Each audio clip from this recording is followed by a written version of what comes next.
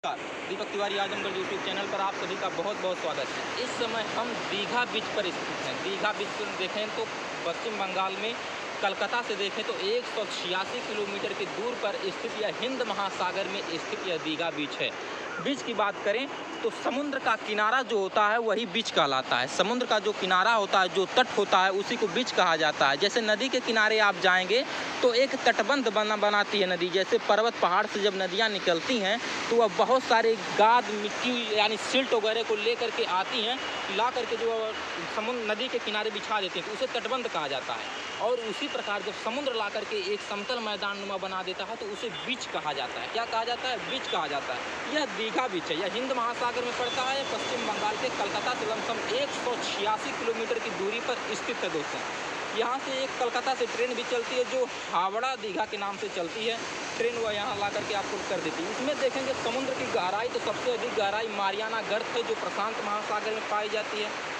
और देखेंगे इसके अतिरिक्त जो बीच में कहीं कहीं द्रोणी निकली रहती है जो शिला पत्थर का होता है उसे हम लोग कटक कहते हैं, लेकिन वो ऊपर नहीं आती है, पानी से नीचे ही रहती है, उसे हम लोग कटक कहते हैं। लेकिन जो पहाड़ी के नुमा, पर्वत के नुमा ऊपर आ जाता है इस पानी से, इस सागर से ऊपर आ जाता है, उसे हम लोग द्रोणी कहते हैं। द्रोणी कहते हैं। यह देखा जाए तो एकदम देखिए क्या है, ये बीच है। यहाँ पर एकदम आराम से हम लोग आ जा सकते हैं। एकदम समतल पड़ा रहेगा।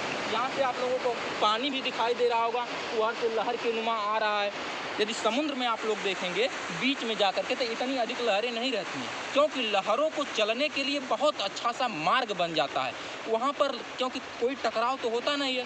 यह जो पानी वह उधर से आ रहा है उस साइड से, वह जाकर के इस तट से टकरा रहा है, इसलिए यह ऊंचाई पे उठ रहा है।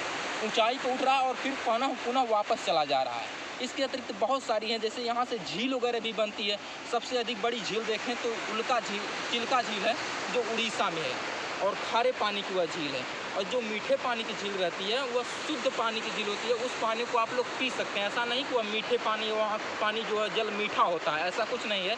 कुछ खारे पानी की झील होती है जिस पानी को आप पी सकते हैं, उसे मीठा जल बोला जाता है। तो खारे पानी की सबसे अधिक खारे पानी की झील पूछे तो वह सांभर झील है जो राजस्थान में है। और यह समुद्र से बनी हुई सबसे बड़ी खारे पानी की झील जो है वह चिल्का झील जो उड़ीसा में स्थित है दोस्तों। इसी से बनती, क्योंकि यह सिल्ट गाद कचरा जो लाता है समुद्र उधर से बकोट करके तरंगों के माध्यम से, लहरों के माध्यम से वह ला करके एक समुद्र तट के किनारे जमा कर देता है, जिससे जो है तो एक झील का निर्माण हो जाता है। वह झील भी बहुत अधिक कारगर साबित होती है भारत देश के लिए, क्योंकि वहाँ पर विभिन्न प्रकार के बंदरगाह बनाए जाते हैं। पश्चिम बंगाल में देखा जाए तो एक मशहूर राज्य भैया है हावड़ा कलकत्ता। कलकत्ता में देखेंगे आप लोग एक नदी आती है जो हमारे उत्तराखंड से निकलती है, गंगा नदी। गंगा नदी आकर के वितरिकाओं के रूप में बट जाती है।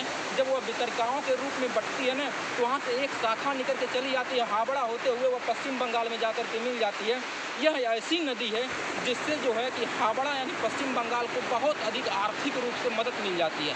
समुद्र के माध्यम से जो है जहाज़ें जो हैं वह आती हैं और आराम से पानी के माध्यम से वह जहाज़ें शहर तक पहुंच जाती हैं, जिससे बहुत से सामग्री लाने में जो है मदद मिल जाती है। आप लोग जानते हैं जैसे जल के माध्यम से एक परिवहन होता है, एक सड़क परिवहन होता है, एक वायु परिवहन होता है, लेकिन सबसे सस्ता जो परिवहन होता है वह जल परिवहन कहा जाता है। जल परिवहन से बहुत आसानी माध्यम से, क्योंकि इसमें ट्रैफिक भी नहीं होती है, उतना अधिक खर्चा भी नहीं आता है और समय भी बहुत अधिक बच जाती है, जिसके माध्यम से आराम से जहाज़ें जो हैं आराम उस नदी होते हुए पहुंच जाती हैं शहर तक। उस नदी का नाम है हुगली। हुगली नदी जो है एक भारत की ऐसी नदी है जिस पर बंदरगाह बना हुआ है। बाकी भारत में ऐसी कोई नदी नहीं है जिस पर बंदरगाह बना हो। धन्यवाद।